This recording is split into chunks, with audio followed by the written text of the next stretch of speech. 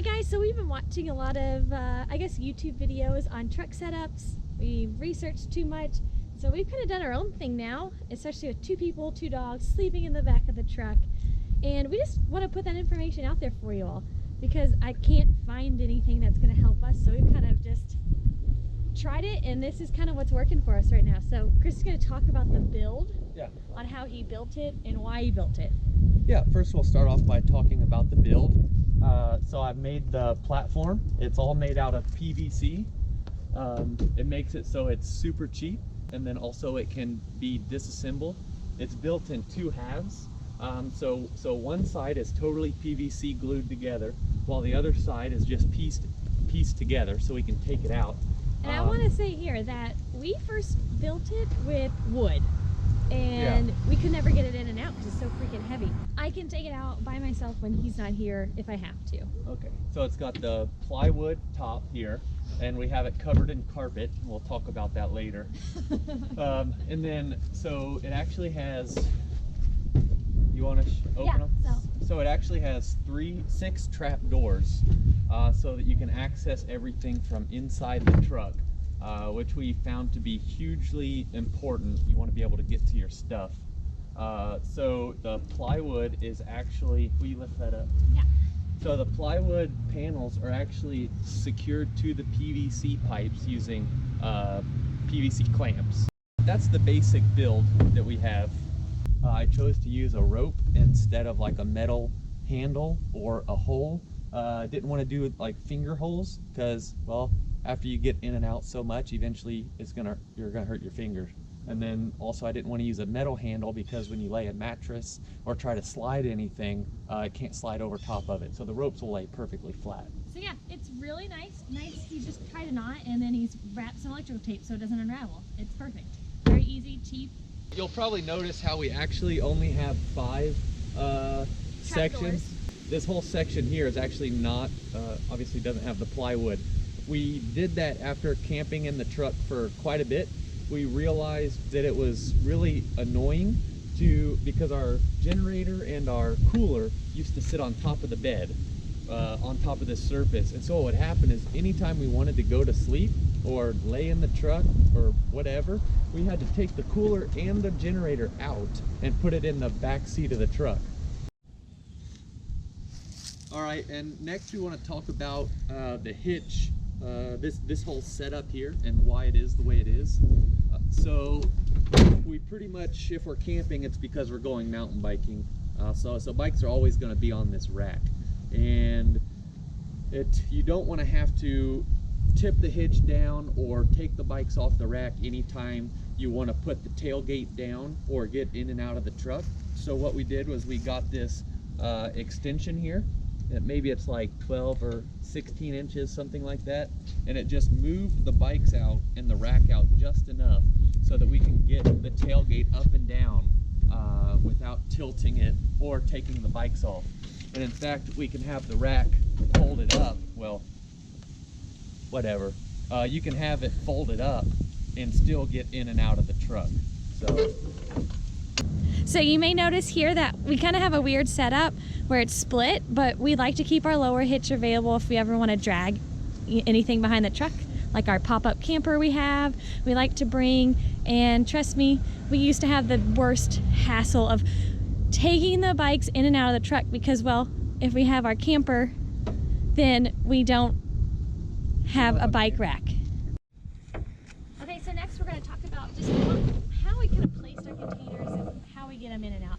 So it has been a long session with Chris and I on how we do this.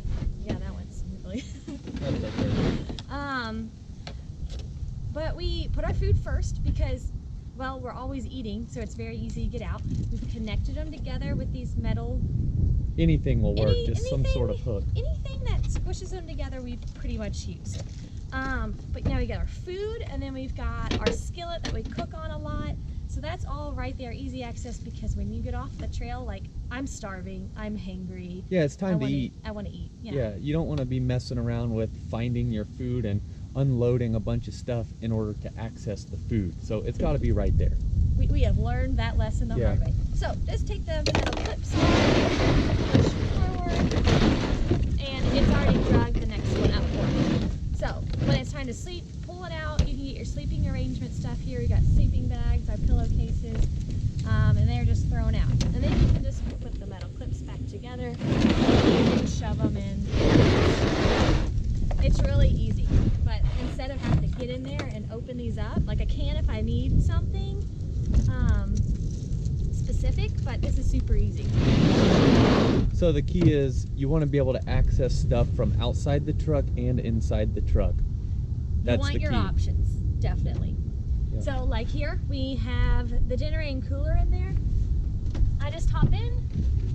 We've got the insides like this, so I can get in my cooler when I need it. I don't have to ask Chris to drag it out because it's too heavy for me. And then the next compartment, I can lift up. Like, okay, we're going biking. Let me get my bike stuff out. Yeah. Because that's the next thing that we do all the time besides eating is biking. So I want to get to that stuff really quickly. We're basically only travel so that we can ride, so yeah. Yeah, we ride our bikes a lot. I mean, that's what we like to do. And then all the way in the back is the bike maintenance stuff, all the spare parts and everything that you don't really need that often. Next, we want to talk about our bed setup. We've got a 3-piece folding memory foam mattress. It folds into thirds, and what we did was we actually cut one of the sections off and re-sewed the fabric back together. So what that does is it makes it a lot easier to unfold it and fold it back up while we're in the bed of the truck. We're not going to put sheets on it here just for demonstration. With that being said, we'll move on to things that we would change when we rebuild it. So I'd probably change this wood that we chose to use. It's a cheap plywood, so we had to put this stupid carpet over top of it because we don't want to get splinters. So I would really like to spend a little bit more money on that and buy actual real solid wood. Get the furniture, I think it's like furniture grade or something plywood, so it's smooth. It doesn't have the splinters, right? And the reason that you don't want the carpet is because you can't slide anything. So like we use milk crates sometimes to store things, and you can't slide a milk crate. And in fact, you can't really slide anything on this carpet. So yeah, so just invest like 20 extra bucks and get the really good plywood. And sometimes it's good that you can't slide stuff though. You know, you don't want things flinging around. That might be a positive for putting carpet down. Okay, so and then the second thing that we would change is probably the height of the bed. Now that's something that can go either way. So a priority with sleeping in a van or in a truck is being able to sit up. Okay, and so it's me that would end up having the problem sitting up when we raise the bed, but that's something that I'm willing to give up so that we can make the bed a little higher, and so that these items will be on the same level as the bed. And then we also sometimes carry this like canopy. What do you call that thing? Yes. The thing with the legs. Yeah, and a canopy. So that it goes over this, like if it's raining. Yeah. We like to bring in if it's a really long trip, like 10 days or so. We've got that if it rains. We put it up. It's got walls. You know, we've got 2 dogs, so we need somewhere when it's raining and we're in the woods. We don't want to just be sitting in our truck all day. Yeah, that brings up a good point. Having somewhere to go when it rains it's a big deal, especially on longer trips. You know, if it's just one night or 2 nights and it's raining and you're stuck in your truck, you know, you can find something to do.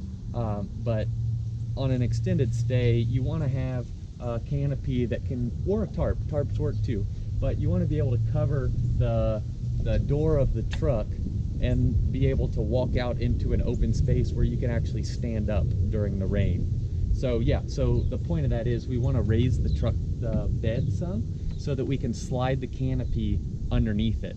Yeah, so whenever we do at this point decide to take the canopy, it just goes on top, and every time we go to sleep we got to whip it out and stick it under the truck. So it's a little annoying, so we don't bring it very often, but we do always have that option.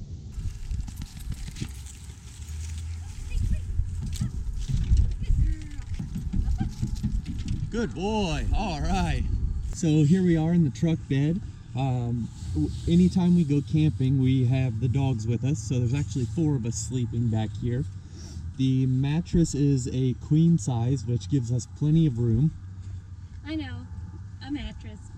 but I can't sleep on a blow up. We did have a blow-up mattress that took up a lot less space in the camper, and we realized that that was something that we weren't willing to compromise on.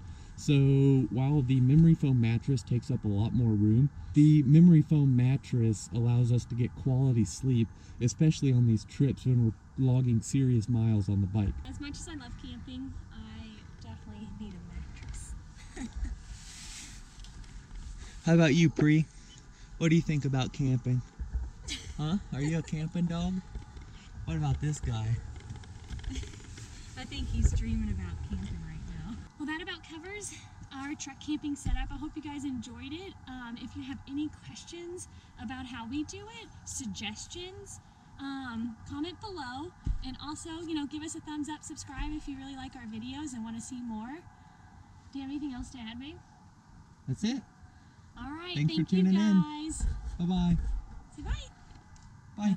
Nothing. Say bye. That's it. They got nothing. Nothing.